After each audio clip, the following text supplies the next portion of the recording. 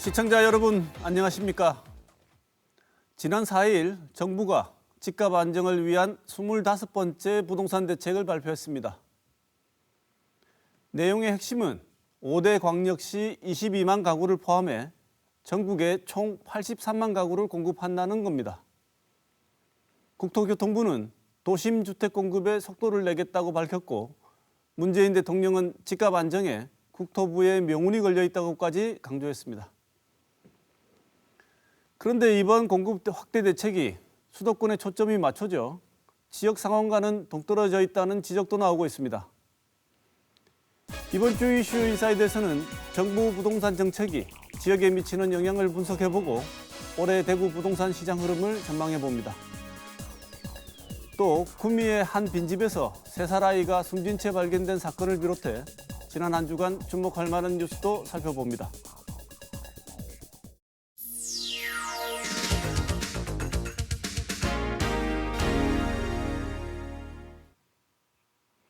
지난 한 주의 중요 이슈를 살펴보는 시간 뉴스 큐레이션입니다. 오늘도 보도국 김민우 기자 나와 있습니다. 어서 오십시오. 안녕하세요. 네, 김 기자, 지난 한 주 소식 전해주시죠. 네, 지난 18일은 대구에서 코로나19 확진 환자가 처음으로 확인된 지 1년이 되는 날이었습니다. 관련한 보도들이 많았는데요. 몇 가지 짚어보겠습니다. 코로나19는 일상을 완전히 바꾸었습니다. 그리고 국내에서 그 변화를 가장 먼저 체감할 수밖에 없었던 것이 바로 대구, 경북이었습니다. 이 감염병 특별관리지역으로 묶여서 외딴 섬처럼 고립이 됐고 또 업무나 진료차 다른 지역으로 가는 것도 당시 쉽지 않았는데요. 이 겪어보지 못한 바이러스에 대한 공포와 불안은 이 차별과 혐오로 분출이 됐습니다. 네, 확진되고 치료하는 과정에서 의료진, 가족 그리고 제일 중요한 건 본인이 정말 힘들었을 것 같은데요. 네. 그렇다고 해서 치료가 끝나고 난 뒤에 남아있는 마음의 치료가 그렇게 쉽지 않다고 하죠. 네, 그렇습니다. 한 언론사가 설문조사를 했는데요. 우리 지역 주민들은 이 방역에 대해서는 대체적으로 긍정적인 평가를 하고 있습니다. 하지만 응답자의 80% 이상이 우울감이나 스트레스에 시달리고 있는 것으로 조사가 됐는데요. 특히 3명 중 1명꼴로 우울감이나 스트레스가 극심한 것으로 나타나서 이에 대한 대책이 필요한 것으로 나타났습니다. 코로나19 확진 이후 완치를 하고 일상에 복귀한 당사자들은요. 이 질병보다 더 무서운 건 이 따가운 눈총이라고 하면서 사회적 굴레가 지울 수 없는 상처였다 이렇게 얘기를 했습니다. 완치자들은 코로나19는 충분히 회복할 수 있는 질병이라고 입을 모으면서요. 이 주변의 따뜻한 시선이 다시 일상으로 돌아올 수 있는 힘이 될 수 있다 이렇게 이야기를 했습니다. 지금 감염 경로를 알 수 없는 확진 그리고 무증상이 일상화하면서 감염에 대한 불안이 높은데요. 그만큼 누구나 걸릴 수 있다고 생각을 해야 되겠고요. 이 확진자나 완치자들에 대한 차별적인 시선을 거둬들이도록 노력을 해야 되겠습니다. 네, 코로나 블랙홀이다. 그래서 모든 뉴스를 다 빨아들인다는 얘기가 있는데요. 그래서 상대적으로 다른 뉴스들이 잘 안 드러나는 것 같기도 합니다. 예, 그렇습니다. 한 빅데이터 분석 업체가 온라인 기사를 통해서 코로나19 전후를 인식 변화를 분석을 했는데요. 코로나 이전의 이 상위 키워드는 국민의힘, 아파트, 주택 그리고 대구 FC, 시청 같이 사회, 정치, 경제 전 분야에 대해서 이런 상위 키워드가 올라왔습니다. 하지만 코로나 이후를 보면요. 코로나가 압도적으로 많았습니다. 그리고 지난해 선거가 있긴 했지만요. 그 외를 제외하면 신천지, 마스크 같이 코로나 관련 이슈가 많았는데요. 네. 전문가들은 이 코로나가 안전과 이 먹고 사는 문제에 대한 지역민들의 관심을 촉발시키면서 단기적이고 즉각적인 반응이 일어나는 사안에만 집중하는 분위기가 있어서 이 지역 발전을 위한 장기 과제를 이끌어갈 동력이 줄어들 수 있다 이렇게 지적을 하고 있습니다. 다시 4차 대유행이 오는 것 아니냐는 우려가 많기도 한데 네. 그래도 이 와중에 다음 주부터 백신 접종이 시작되죠? 예, 그렇습니다. 코로나19 백신 1차 접종은 오늘 26일 시작해서 다음 달까지 이루어지는데요. 코로나19 예방접종 대응 추진단은 다음 달까지 1차로 전국에 76만 명에게 접종을 하는데 대구는 3만 5천 그리고 경북은 3만 4천여 명이 해당한다고 밝혔습니다. 우선 접종 대상은 일단 요양병원과 시설의 65세 미만 입소자와 종사자로 대구에서는 만여 명 그리고 경북은 2만여 명입니다. 코로나19 같은 경우에 이번이 고비다라면서 사실 단기전으로 봤었는데 이렇게 1년을 이야기할 만큼 장기전이 돼버렸습니다. 조금 지치기는 하지만요. 2년은 좀 되돌아보지 않았으면 좋겠다 이렇게 바람을 해보면서 조금 더 서로 조심하고 경계를 해야 되겠습니다. 그래도 백신 접종이 시작되니까 어둡기만 했는데 서서히 어둠을 밝히는 빛이 보이기도 하는 것 같습니다. 네. 다 같이 어렵지만 힘을 내야 될 것 같아요. 네. 다음 소식 전해주시죠. 경북 구미에서 숨진 지 오랜 시간이 지난 것으로 보이는 3살 여자아이의 시신이 발견됐습니다. 이후 밝혀진 사실들이 충격을 줬는데요. 이 정인이 사건 이후 국내에서 아동학대 사건이 잇따르고 있습니다. 이 설 연휴 직전인 지난 10일이었습니다. 구미 한 빌라에서 이 3살 여자아이가 숨져 있다는 신고가 경찰에 접수가 됐습니다. 아이의 엄마 22살 A씨가 경찰에 긴급 체포가 됐는데요. 아이가 숨진 집은 가재 도구가 하나도 없는 빈집이었습니다. 이 세입자인 A씨와 연락이 닿지 않는다면서 집주인이 계약 기간이 끝났으니까 집을 좀 치워달라 이렇게 부모에게 연락을 했고요. 네. 이 외조모부가 갔다가 시신을 발견해서 신고를 했는데요. 이 외조모부가 이 빈집 바로 아래층에 살고 있는 것으로 확인이 됐습니다. 경찰이 A씨를 찾아갔을 때 A씨는 아이의 죽음을 예측하는 듯한 발언을 했고요. 이 경찰이 A씨를 긴급 체포를 해서 이 살인 혐의로 구속을 했고 기소 의견으로 검찰에 송치를 했습니다. 우리가 뭐 정상적인 일이면 그걸 사건이라고 부르겠습니까만 참 특이한 사건이에요. 예, 그렇습니다. 이 경찰 수사를 종합해 보면요, 이 부모와 그 아이 엄마는 연을 끊다시피 살았다고 하고요. 아이 엄마는 아이를 살아 있을 때 방치한 것으로 확인이 됐습니다. 지난해 8월 초에 재혼한 남성이 사는 곳으로 전입 신고를 했는데 그 전인 5월부터 이미 해당 세대는 전기가 끊긴 것으로 드러나서 전부터도 이미 아이가 방치가 됐을 것이다 이렇게 지금 예측이 되고 있습니다. 그리고 이 엄마가 8월 초에 이사 가기 전에 아이 사진 찍은 게 있는데 거의 아사 직전의 모습이었다. 이런 말도 나오고 있거든요. 아이가 어떻게 죽음에 이르렀고 그리고 엄마의 어떤 행위가 죽음에 영향을 미쳤는지 수사 결과를 봐야 되겠습니다만요. 이 위기 아동을 조기에 발견할 수 있는 사회 구조에 대해서는 조금 생각해 봐야 된다. 이런 보도들이 사건 이후에 많이 나왔습니다. 네. 보건복지부가 발간한 아동학대 보고서를 보면요. 지난 2019년에 학대로 숨진 아동 42명 중에 만 2세 미만 영아가 절반을 넘는 것으로 나타났습니다. 정인이도 그렇고요. 이번 구미 아동도 마찬가지거든요. 이렇게 어린 아이들이 피해가 더 많은 이유는요. 사실 더 크면 어린이집이나 유치원을 가서 외부와 접촉이 있지만 어린 아이들 같은 경우에는 가정보육을 하는 경우도 많아서 사실 부모님 외에 신고 의무자들을 만나거나 이럴 기회가 적기 때문에 학대를 당하더라도 파악되기 어려운 점이 있다. 이렇게 확인이 되고 있습니다.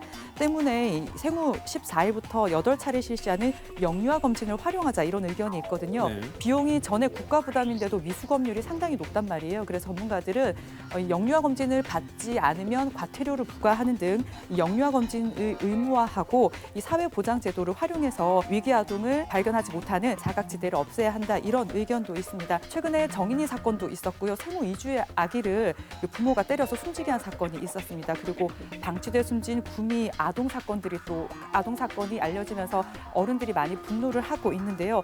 분노에 그치지 않고 더 이상의 피해가 없도록 조치를 잘 취하는 데 집중을 해야 될 것 같습니다. 지금 말씀하신 대로 예방할 수 있는 방법들과 제안들이 많이 있는데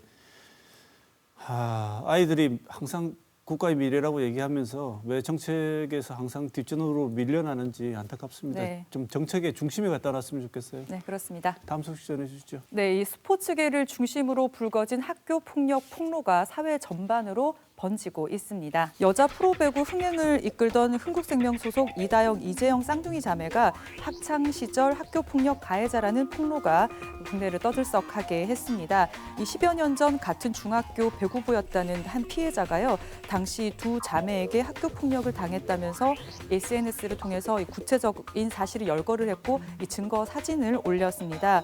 두 자매는요, 이 사실을 인정하고 자필 사과문을 올렸습니다. 하지만 여론은 싸늘한데요. 결국 국가대표 자격을 박탈당했고 소속 팀도 무기한 출전 정지, 징계를 내렸습니다. 학교 폭력 미투라고 하던데 이런 이 얘기들이 많이 나왔었죠. 네, 한두 번 아닙니다. 네. 프로야구 키움의 안우진 선수는 고등학교 3학년 당시 학교 폭력으로 대한야구 소프트볼 협회로부터 3년간 자격 정지 처분을 받았지만 같은 해 프로에 입단을 해서 구단의 50경기 출전 정지 징계만 받고 바로 경기에 나서서 비난을 받았습니다.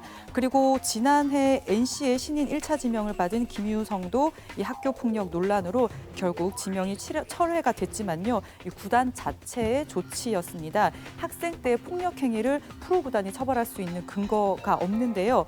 KBO는 신인 선수들의 학교 폭력 기록을 미리 확인하는 방법을 추진했지만 이 개인 정보 공개 등의 이 법적인 문제로 현실적인 어려움이 있다 이렇게 이야기를 했습니다. 그리고 문화체육관광부도 앞으로는 학교 폭력 등의 무리 불이익을 일으킬 경우에 영구적으로 국가대표 자격을 박탈하겠다 이렇게 밝혔습니다. 고 최숙현 선수 같은 경우에 또 대표적인 사례이기도 하죠. 네. 근데 프로 그다음에 아마추어 학교 할 것 없이 이런 일이 벌어지는데 이것은 폭력에 대하는 기본적인 시각이라든지 자세 문제와 관련된 거 네, 아니겠습니까? 그렇습니다. 이 인권위가요 전국의 학생 선수들을 대상으로 실태 조사를 한 게 있는데요. 이 조사 결과를 보면 이 30.4%가 코치나 선배들로부터 신체, 언어 폭력을 당했다 이렇게 응답을 했습니다. 눈여겨볼 대목도 있는데요. 초등학교 학생 선수들은 신체 폭력을 경험한 뒤 감정을 묻는 질문에 40% 가까이가 더 열심히 해야겠다고 생각함이라고 답을 했다는 겁니다. 네. 일상화된 폭력 문화 속에서 이 어린 시절부터요 폭력을 훈련이나 실력 향상을 위한 필요 악으로 인식하고 있다는 분석이었습니다. 그렇기 때문에 운동 집단 내 폭력 문화가 지속 재생산되는 악순환의 원인이 되고 있다 이렇게 해석이 되고 있거든요. 이 경기 성적만 좋으면 되고 결과가 좋으면 용서가 되기에 팀 에이스에 대한 눈치 보기도 있고 지도자의 묵인아래 폭력이나 갑질이 광범위하게 이루어지고 있는 문화 부인할 수 없는데요. 고 최숙현 선수 사건 때도 지적이 됐습니다만 이 엘리트 체육, 성적 지상주의의 이 문화가 좀 바뀌어야 될 것 같습니다. 이번 사건이 일반인들 사이에서 이른바 말하는 학폭 미투로 번지고 있다지요? 예, 그렇습니다. 한 인터넷 커뮤니티에요. 중학교 때 자신을 때리고 금품 상납까지 요구했던 학교 폭력 가해자가 경찰이 된 걸 봤다. 이런 30대 직장인의 글이 올라왔습니다. 왜 과거의 일을 이제 얘기하느냐 이런 말도 있고요. 또 무차별적인 폭로는 검증 과정 없이 여론 재판으로 끝나버리기도 하기 때문에 조심스럽게 접근해야 되는 점이 있습니다. 네. 하지만 학교 폭력 피해자들의 글을 보면요. 이 성인이 되고 나서도 본인은 힘들어하는데 가해자는 아무 일도 없었다는 듯이 잘 살고 있는데 박탈감을 느낀다 이런 말을 많이 하거든요. 이 어느 폭력이든 마찬가지겠지만 학교 폭력은 어린 시절 상처가 이 잔상으로 남아서 이 정신적으로 힘든 경우가 많다고 합니다. 그렇기 때문에 이 피해자가 제대로 구제받고 치유받는 제도가 좀 마련이 돼야 되겠고요. 가해자에 대한 제대로 된 조치가 제때 이루어지는 것이 트라우마 등의 2차 피해를 막는 방법이 될 것 같습니다. 요즘 학교 폭력 수준이요. 웬만한 다른 범죄 수준을 뛰어넘는다고 합니다. 어린 시절 실수, 치기 어린 행동으로 치부하기에는요. 이 학교 폭력은 명백한 범죄라는 사실 교육을 학교 현장에서 계속 해야 될 것 같습니다. 학교에서 교육을 조금 더 학폭에 관해서 일상적인 교육 이외에 체계적인 교육이 좀 더 이루어져야 되지 않을까 이런 생각이 듭니다. 마지막 소식 전해주시죠. 네, 이 세월호 구조 실패 책임으로 재판에 넘겨진 해경지휘부 전원에게 무죄가 선고됐습니다. 관련한 앞선 판결과도 내용이 대치돼서요. 검찰과 유족들이 반발하고 있습니다. 이 303명이 숨지고 142명이 다친 세월호 참사. 이 당시 해경지휘부는 초동 조치를 제대로 취하지 않아서 구조에 실패한 업무상 과실치사 혐의로 이 재판에 넘겨졌습니다. 당시 해경지휘부 대부분에게 1심에서 무죄가 선고됐습니다. 전 목포 해양경찰서장 등 해경 관계자 2명만 이 세월호 참사 당일 문서를 조작한 혐의만 유죄로 인정이 돼서요. 징역형의 집행유예를 선고받았습니다. 네, 재판부가 무죄를 선고한 이유가 뭔가요?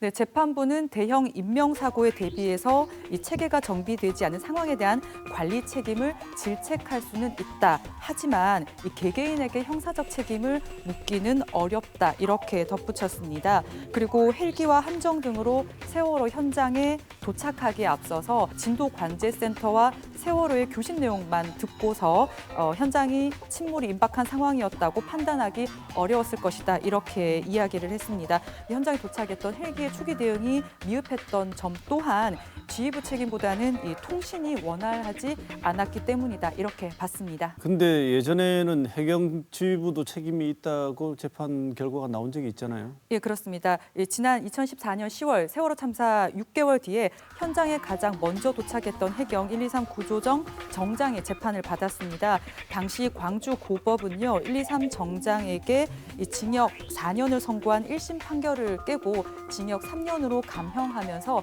이 해경 지휘부에게도 승객 구조 소홀에 대한 공동 책임이 있으므로 정장에게만 모든 책임을 추궁하는 것은 가혹하다 이렇게 판단을 했습니다. 그리고 대법원 2부도 같은 해에 항소심 판결을 확정했지만요. 6년이 뒤난 재판부의 판단은 달랐습니다. 가족들의 마음을 사실은 가늠조차 안 되는 상황인데요.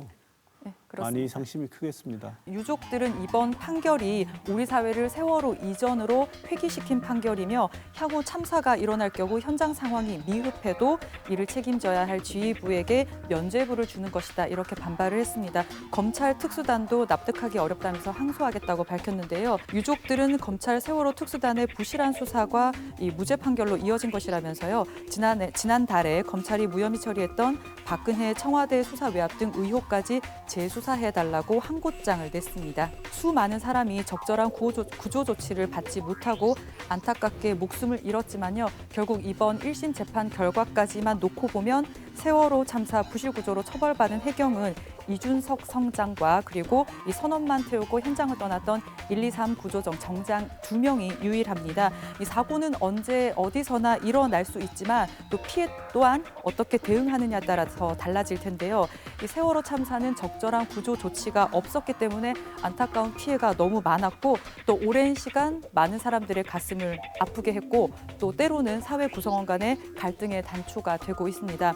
그런데도 이 무겁게 책임을 지는 사람은 없고요. 그 책임에 대해서도 이 때때마다 다른 판결이 내려지는 점은 정비돼야 할 것 같습니다. 지금까지 이번 주 주목할 만한 뉴스 짚어봤습니다.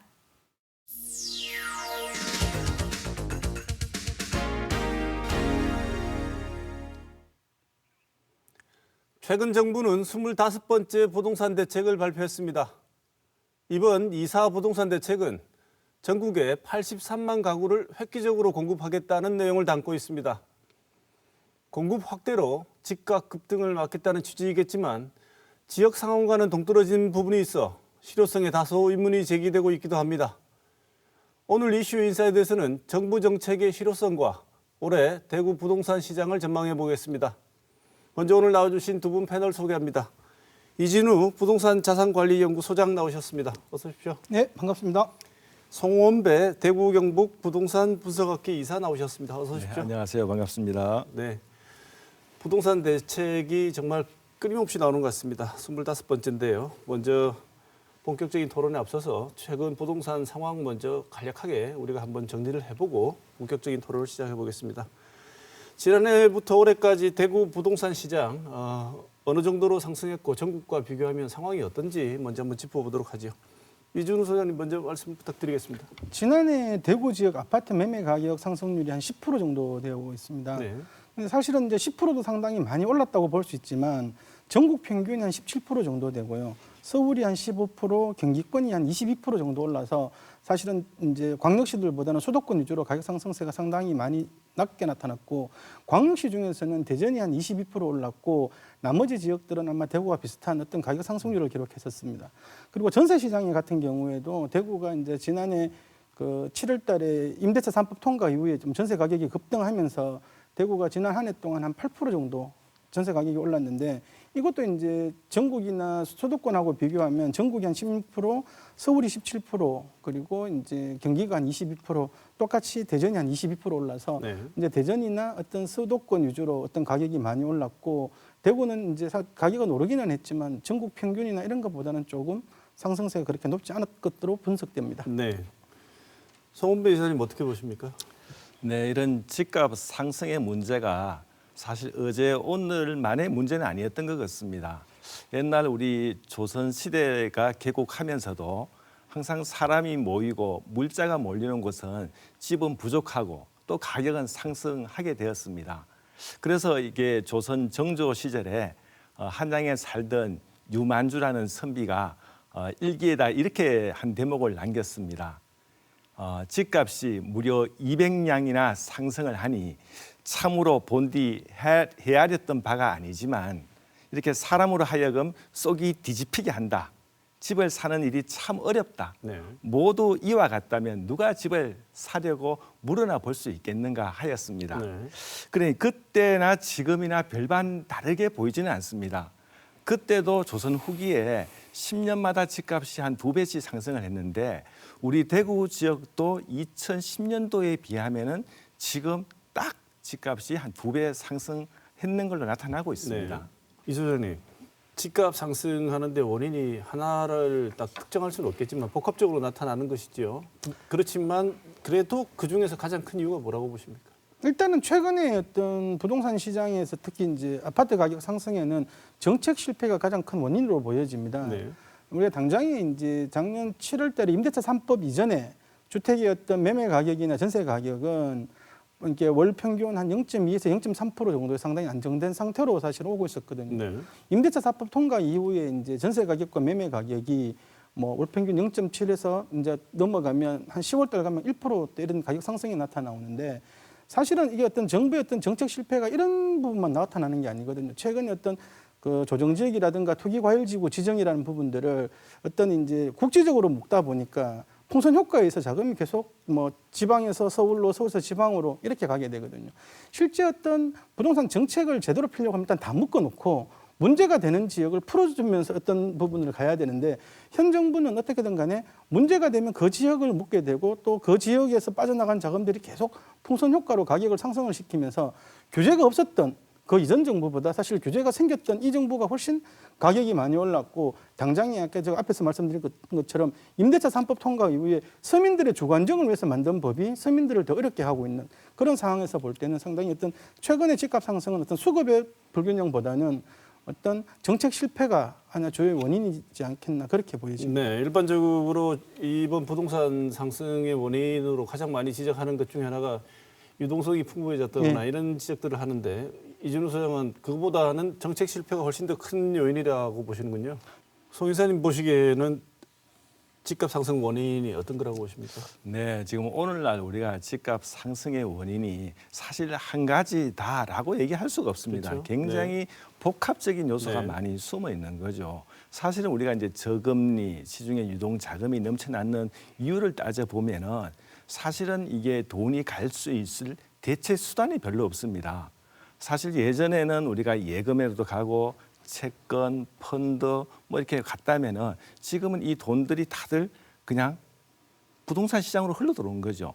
그리고 또 뭐냐 하면은 이런 돈이 흘러 들어오는 게 예전에 같으면은 이 자영업자가 장사를 하면서 빵집이 하나 잘 되면은 또 그 이웃 동네에도 빵집을 한 개 더 내고 싶었는데 이런 자영업자들이 몰락하면서 이 돈들이 또 손쉬운 부동산으로 네. 흘러 들어오고 있고 또 한편으로는 또 기업하시는 분들도 사실은 기업 환경이 많이 어려워졌습니다.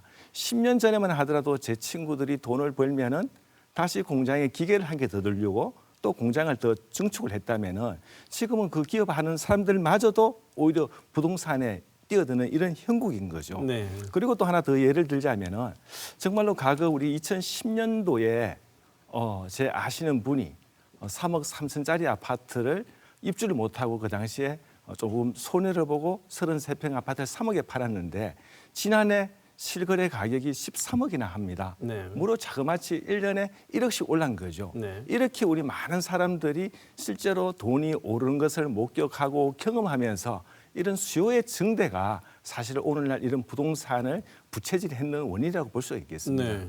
두 분이 이 집값 상승 원인에 대한 진단은 조금 다르신데요.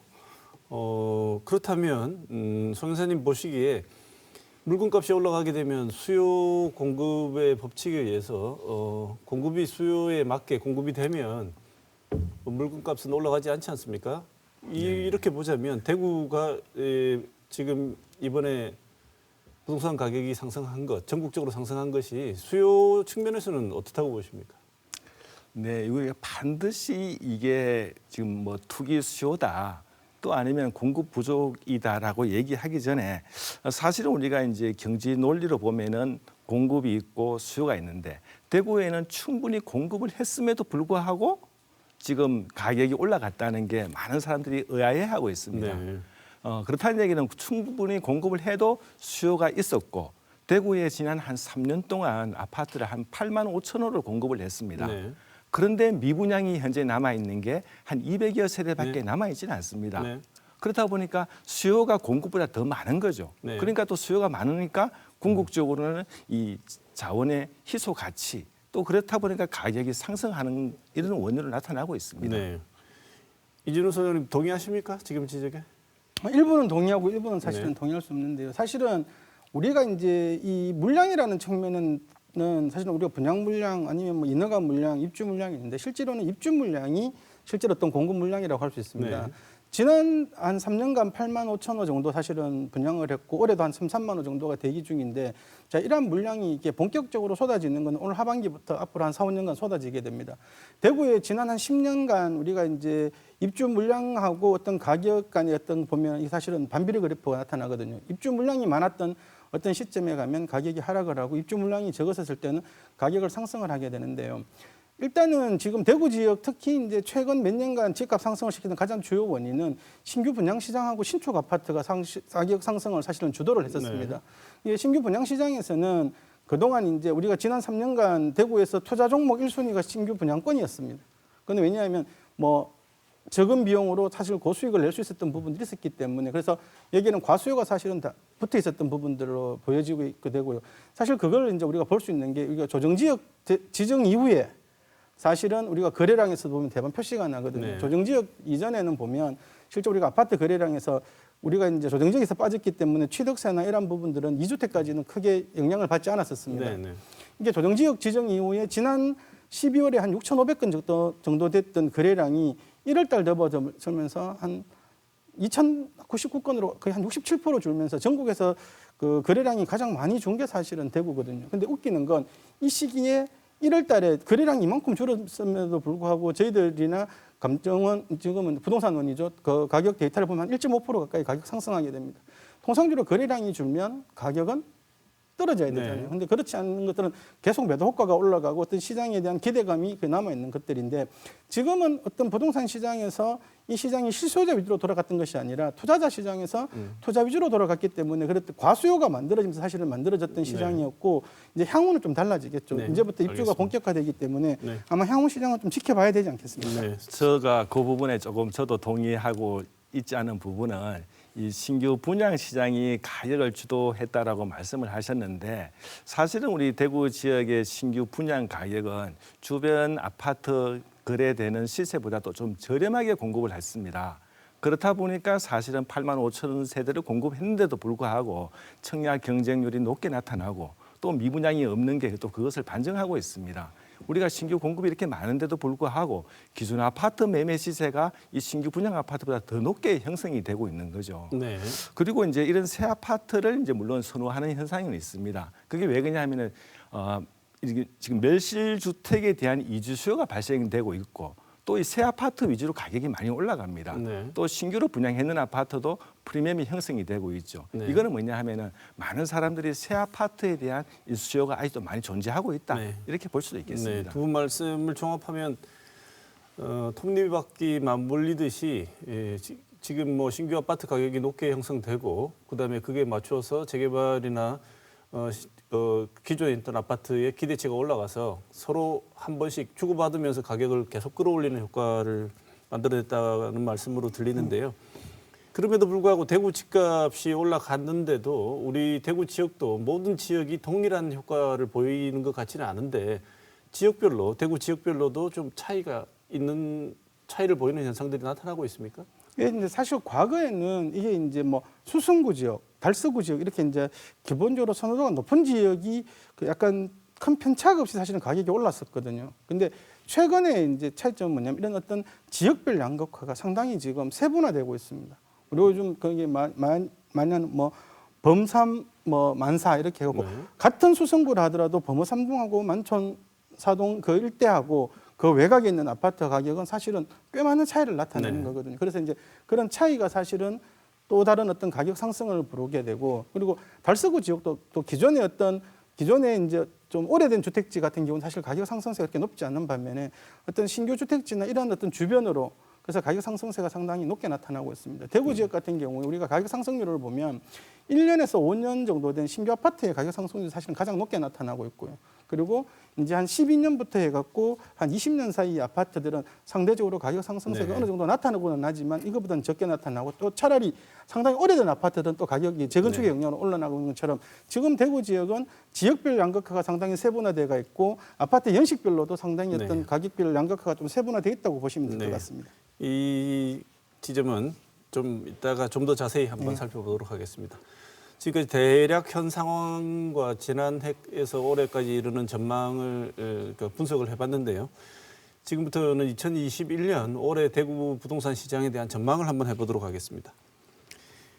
크게 전체적으로 대구 부동산 시장의 흐름이 어떻게 전개될지 자세한 내용은 뭐 이제 부분별로 짚어보겠습니다만 대략적으로 올해 부동산 시장은 이런 쪽으로 흘러가지 않겠느냐는 전체적인 틀에서 큰 전망을 좀 해주시죠. 송 이사님 먼저 네. 드리겠습니다.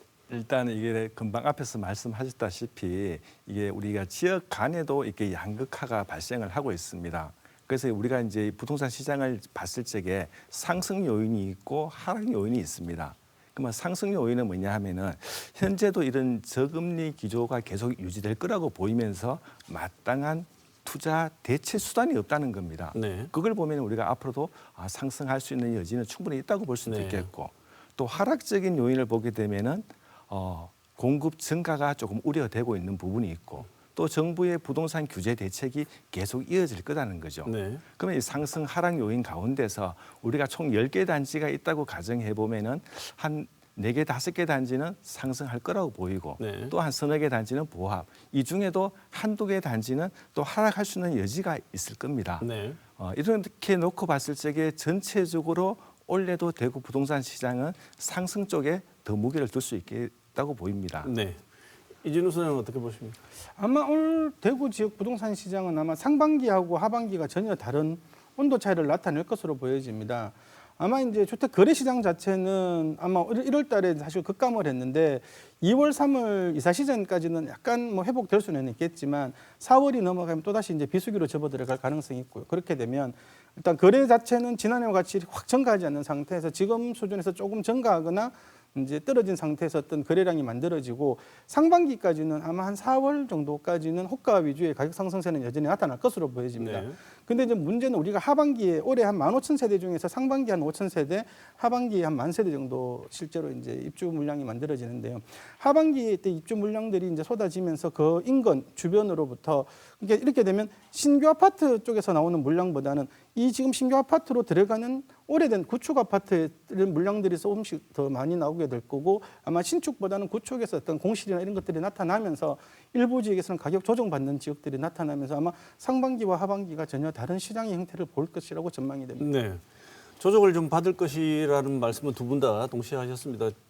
그리고 조정의 양상도 좀 다를 것이라고 보고 계신데 일단 이진우 소장 말씀 들으면 수급이 대구는 상당 부분 2021년에 많이 공급이 될 것이다라고 이렇게 지적을 해주셨어요. 주택 공급이 많은 편이라서 그러면 이렇게 주택 공급이 많으면 무조건 또 좋은 게 아니지 않습니까? 이른바 말하는 입주 대란이 또 벌어질 수도 있는데 지금 예정된 주택 공급량 방금 말씀을 주셨습니다만 이렇게 된다면 우리 송 이사님 보시기에 실제로 주택이 활발히 공급되는 하반기 정도 가면 오히려 주택 시장의 상승이라든지 집값 상승보다는 입주 대란 같은 이런 현상이 벌어질 수도 있다고 보십니까?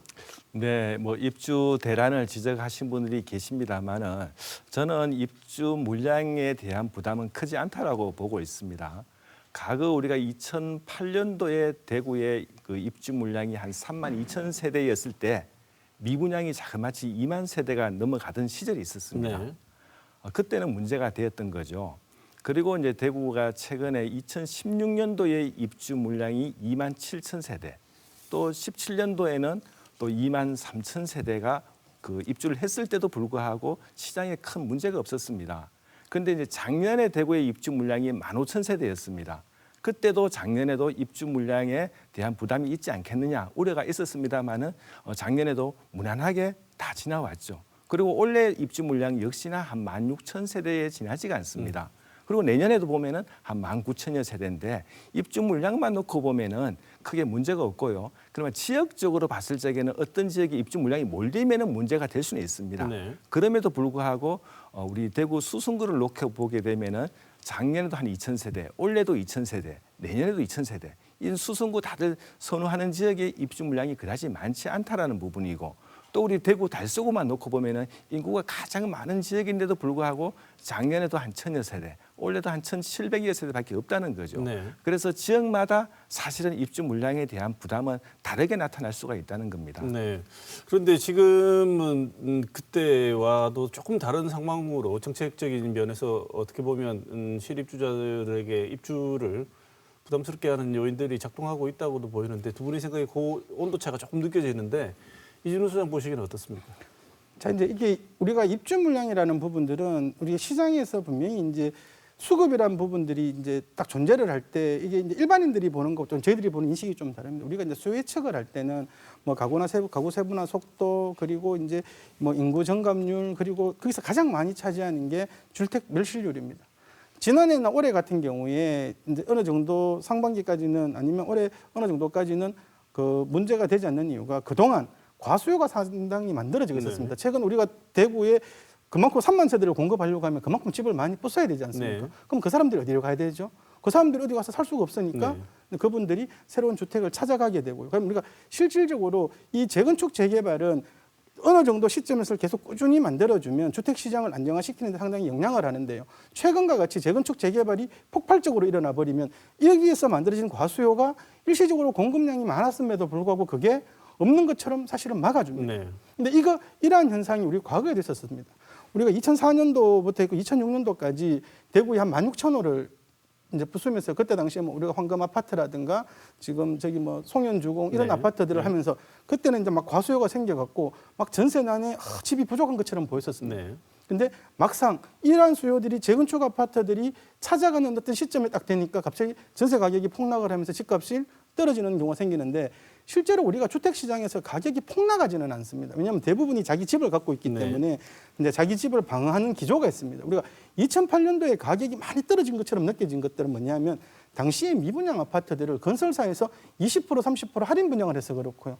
우리가 2008년도에 32,000호 공급됐을 때 집값이 대구 평균으로 3.2%밖에 안 떨어졌거든요. 네. 근데 왜냐 아까 우리 그 송은배 박사님께서 말씀하셨던 것처럼 어떤 지역은 많이 떨어지고 어떤 지역은 적게 떨어지고 그 와중에도 오른 지역은 있단 말입니다. 네. 그래서 우리가 평균을 내면 그렇게 되는데 지금 우리가 주택시장에서 나오는 올해부터 나오는 문제는 뭐냐면 자 어느 정도 재건축 재개발이 지금 만료 시점에 들어가게 됩니다. 그리고 이주 수요들이 이제는 자기 집을 찾아 들어가기 시작하기 때문에 네. 그게 훨씬 더 큰 위험성을 내포하게 되고 이게 또 기간이 상당히 길어질 여지가 있습니다. 네. 앞에 벌써 85,000호 정도를 했고 올해도 지금 벌써 대구시에 지금 그 인허가 받겠다고 막 대기하고 있는 것이 뭐 20건 가까이 된다 이런 소리가 있는데 올해도 한 3만 세대까지 공급을 한단 말입니다. 그러면 어떻게 될까요? 이게 올해가 끝나는 게 아니라 2011년, 12년, 13년, 14년, 15년, 늦게는 16년까지 계속 공급이 오게 되면 결국은 이것들이 공급량이 누적될 수 있다는 부분이 네. 있고요. 그 누적되는 사이에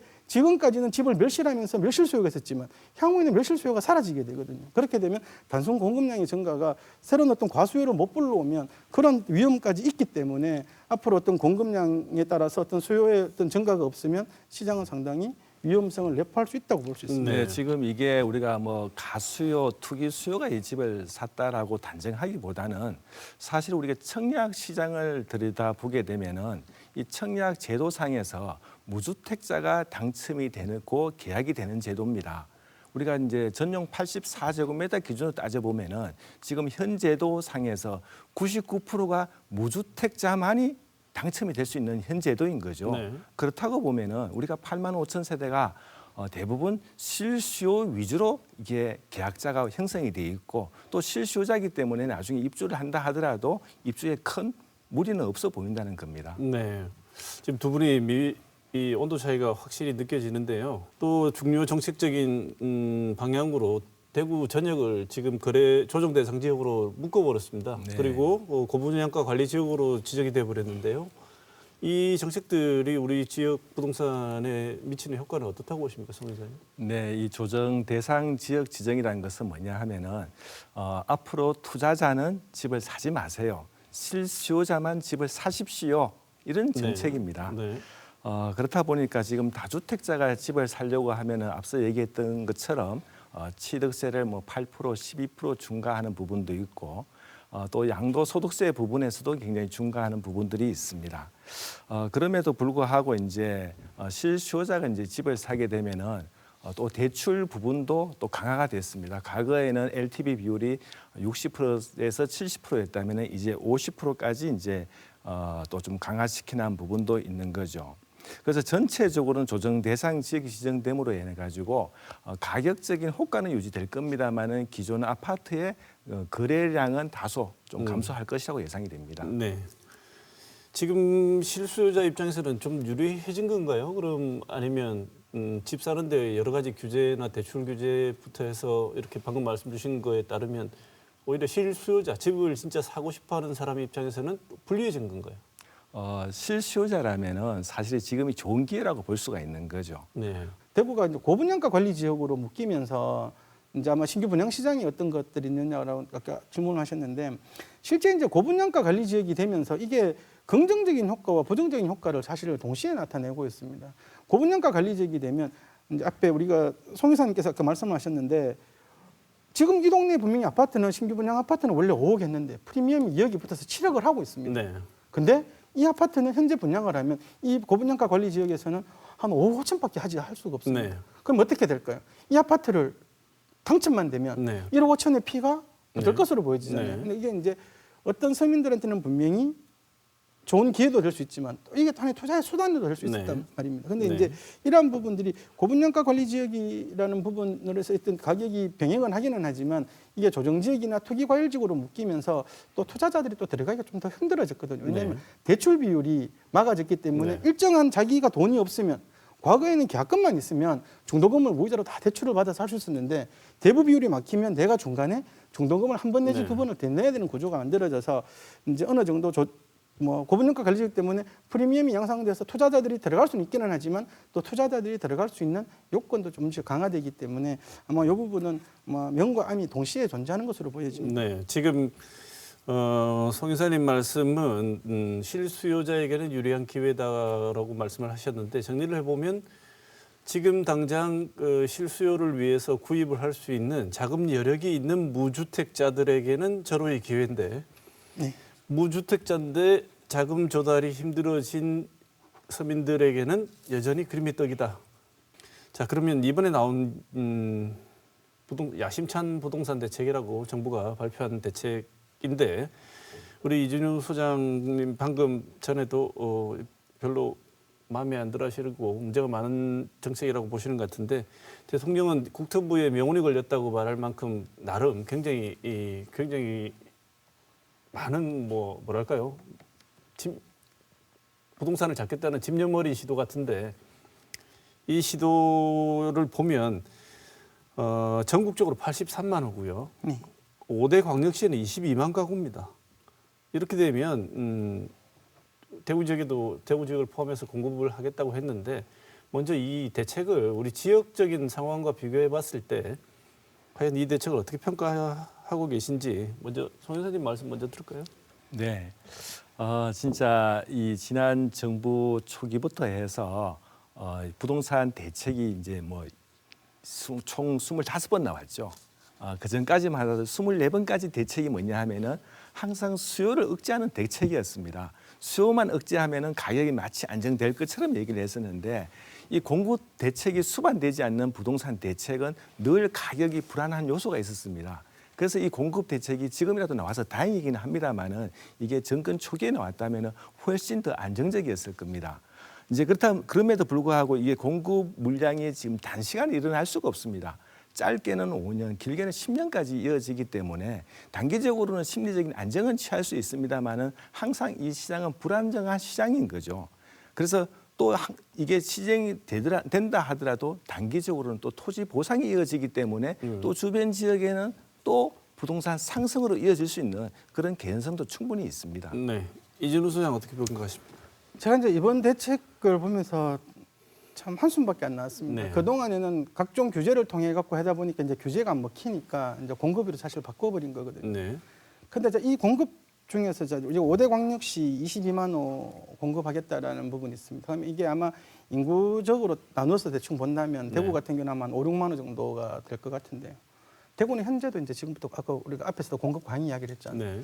여기에다 좀 만세대시 이렇게 해야 됩니다. 그러면 사실 이거를 공공주도로 해야 되거든요. 그럼 네. 아마 LH 도시공사 대구시에서 할 건데 과연 어디에다가 할지 아마 제가 봤을 때는 그동안 어떤 뭐 택지지구나 이런 것처럼 민원 많았던 것들 그냥 우선 그 공급 계획 발표할 거고요. 네. 그리고 그냥 질질 끌다가 아마 요야무야 될 가능성도 있습니다.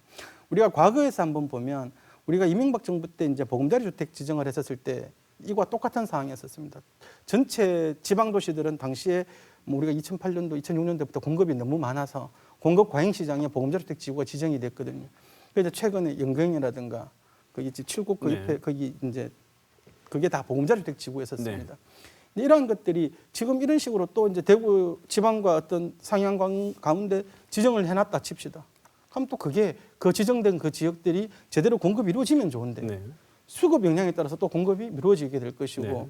또 그 지구가 우리가 과거에 보면은 이게 지정된 지역을 공급량이 필요 없어서 안 하려고 하면 주민들이 또 그동안 묶여있던 것도 공급하면서 좋아질 건데 왜 반대해서 못하고 과거에는 그런 지역들이 대부분 그린벨트 지역 플러스 많이 했었거든요. 네. 이번에도 아마 이제 그런 형태로 공급할 건데 자 이런 부분들은 지역의 어떤 수급 상황이나 어떤 지역의 환경을 전혀 고려하지 않고 정부 주도를 했던 이런 부분들은 또 다른 어떤 시장 실패가 될 수 있고 그렇기 때문에 상당히 어떤 좀 좋지 않은 결과를 가져올 가능성도 있어서 이게 다 공급되면 저 사실 이게 다 공급됐을 때 그때가 또 더 걱정이 됩니다. 네, 오히려 과잉 공급에 예. 대해서 일어날 수 있는 문제가 있다는 말씀이시죠.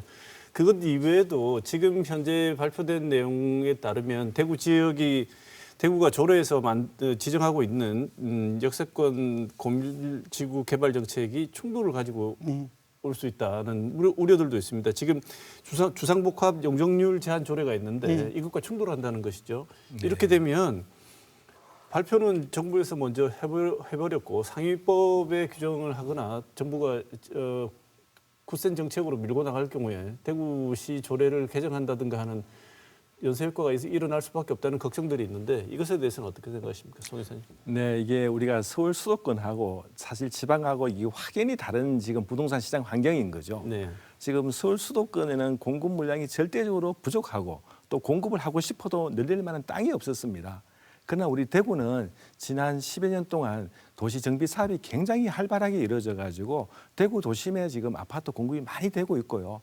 또 특히나 상업 지역에 지금 공급도 굉장히 많이 이루어지고 있습니다. 이렇다 보니까 이 상업 지역에 따른 문제점도 발생을 하고 있는 네. 거죠. 도심에 우리가 고층으로 올라가면서 그 주변의 상권이라든지 이런데 다 이 공사판으로 되어 있습니다. 네. 거기에 따른 또 주변 주민들의 또 이해관계가 맞물려 있고 또 우리가 또 생각해 보면은 이렇게 대구에 아파트 공급을 많이 하고 있는데 이런 상업 지역의 용적률을 늘려줘 가지고 지어야 되느냐? 네. 안 맞다 이거죠. 네. 그래서 대구에는 공급이 지금도 많이 되고 있고 지금도 인허가 된 물량이 상당수가 있기 때문에 공급 물량을 좀 조절할 필요가 있겠다. 네. 이렇게 해서 지금 상업 지역의 용적률을 조금 떨어뜨려 놓고 있는 상황입니다. 지금 이준호 소장 보시기에도 이 정책과 우리 대구 지역에 지금 조례로 만들어 놓은 정책 방향하고는 충돌이 있고 지역 상황하고는 잘 맞지 않고 오히려 해로운 방향으로 가고 있다고 보십니까? 아마 이 부분에서는 제가 이제 우리 송 이사님 의견에 100% 동의를 합니다. 왜냐하면 우리가 지금 대구에 있는 이 땅이 과연 우리가 다 개발하면 어떻게 될까요? 우리 후세들이. 그럼 우리 후세들은 헌 집에서밖에 살 수가 없잖아요. 그리고 우리가 지속 가능한 개발을 위해서도 충분히 토지는 남겨둬야 되고요. 그리고 이제 대구시가 이번에 용적률 제한 조치에 들어가는 부분들은 상당히 어느 정도 부정적인 효과보다는 긍정적인 효과가 있을 것으로 보여집니다. 근데 이제 지금 수도권 같은 경우 사실 집을 질 땅이 없으니까 뭐 강변이라든가 아니면 역세권 주변에 아니면 고밀도 하겠다 아니면 재건축 아파트에 대해서 기본 용적률을 무시하고 상당수 많이 해갖고 좀 높이 지어서 어떤 부분을 해소하겠다. 지금 수도권에서 나오는 주택 정책은 거의 전시 정책입니다. 이게 정상적인 정책이 아니라 네. 어떤 그 상위 법에 있는 틀을 부숴가면서까지 하겠다라는 거고, 근데 과연 그렇게까지 해갖고 할 만큼 수도권에 집이 부족하냐 그렇지는 않습니다. 네. 이게 아까처럼 수도권도 어떤 과수요가 만들어지면서 만들어진 시장이기 때문에 지금은 실제 우리가 수도권에 있는 집을 어떻게 이게 이제 양의 문제가 아니라 이게 사실은 질적인 문제로 어떻게 갈 것이냐가 사실은 더 논의가 돼야 네. 되는데 지금도 무조건 양인 것처럼 해버리면 결과적으로 이 양이 다 공급됐었을 때 또 문제가 생길 가능성이 사실 있는 부분이고, 그래서 이게 상충되는 부분이 있었을 때는 제가 봤을 때 어차피 이 조례로 지정된 부분들이 이 상태로 그냥 밀고 가는 것이 맞고, 그리고 또 이제 그게 성립법이 있다 하더라도 이 조례를 통해서 충분히 규제하는 것이 저는 맞다고 보여집니다. 네. 자, 마지막으로 어느덧 토론을 마무리해야 될 시간이 됐습니다. 끝으로 올해 집을 한번 사볼까? 아니면 올해 이사를 가야 하는데 이렇게 고민하고 계신 많은 시청자분들이 계실 텐데 두 분께 마무리 발언을 겸해서 올해 주택시장을 전망할 때 주택 매매와 관련해서는 이런 방향으로 나아가는 것이 유리하다, 좋지 않을까라고 생각하시는 조언을 끝으로 들으면서 오늘 토론을 마무리하도록 하겠습니다. 먼저 송 회사님 먼저 말씀 주실까요? 저 예를 들어 보겠습니다. 10년 전에 신혼부부 이제 두 쌍이 있었습니다. 그 신혼부부 A 씨는 부모님이 좀 보태준 돈하고 자기 모은 돈 8천만 원 보태서 대출 7천만 원에 1억 5천짜리 아파트를 하나 샀습니다. 근데 이 신혼부부 B 씨는 자기 돈 부모님이 보태준 돈하고 자기 돈 해서 8천만 원의 전세를 살았던 거죠. 근데 이게 10년이 지나왔습니다. 이 A 씨는 열심히 살아와서 대출도 다 갚았는데 1억 5천에 샀던 아파트가 지금 3억이 되어 있습니다. 근데 이 신혼부부 이 B 씨는 지금 10년이 지났는데 전세금 그대로인 거죠. 근데도 불구하고 다시 이 A 씨는 뭐냐? 집값 올랐는 거 3억 원에다가 다시 지금 3억 원 대출 내서 6억 아파트를 샀습니다. 근데 지금 이 B 씨는 또 뭐냐? 집값이 하락한다는데 또 떨어진다는데 지금도 집을 사야 되는지 지금도 망설이고 있는 거죠. 과연 이 두 사람을 봤을 적에 앞으로 10년 뒤에는 또 어떤 모습일까요? 이걸 생각해 보면은 정말로 무주택자라면은 지금이라도 집을 마련하는 게 가장 좀 빠른 길이지 않을까 이렇게 생각해 봅니다. 네. 이진우 소장님. 아마 이제 주택 시장에 저희들이 이제 집을 살 때 실수요자든 투자자든 실수요자로 100% 실수요자가 아니에요. 실수요자도 내가 집값이 올라가면 좋겠고 올라가면 더 좋을 것이라고 생각을 하고 투자자도 막 투자가 안 되면 난 더 살면서 이렇게 한다고 다 이야기를 합니다. 그래서 실수요자든 투자자든 결론은 내가 살면서 내가 이게 보유하면서 가격이 올라가기를 다 바라고 있단 말입니다. 그래서 이제 지금 무주택자들이나 이런 분들 같은 경우에는 뭐 아까 우리 송 회사님께서 말씀하신 것처럼 내 집 사는 것도 사실은 좋은 상황이기는 합니다. 그런데 지금처럼 상당히 좀 불확실성이 클 때는 일단 한 관망을 좀 하는 것도 저는 나쁘지 않다고 보여집니다. 그래서 아마 이제 주택 시장에서 공급량이 좀 더 많아지고 내년도 이렇게 되면 구축과 신축 이렇게 되는 시점을 본다면 올 하반기나 내년 상반기 정도쯤에서 내가 주택 매매로 좀 나선다 하면 아마 선택의 폭도 좀 넓어지면서 좀 더 좋은 조건으로 살 수 있지 않겠나 그렇게 보여집니다. 네. 두 분 전문가가 조금 다른 의견을 내셨는데 항상 모든 선택은 투자와 선택은 본인들의 몫이니까 또 잘 참고하셔서 올해 주택 매매 관련 계획이 있으신 분들은 도움이 되셨길 바랍니다. 자, 오늘 부동산 관련해서 좋은 말씀 나눠주신 이진우 부동산 자산관리연구소장님, 송원배 대구 경북 부동산 분석학회 이사님 두 분 모두 감사드립니다. 오늘 토론 여기서 마치겠습니다. 고맙습니다. 네, 감사합니다.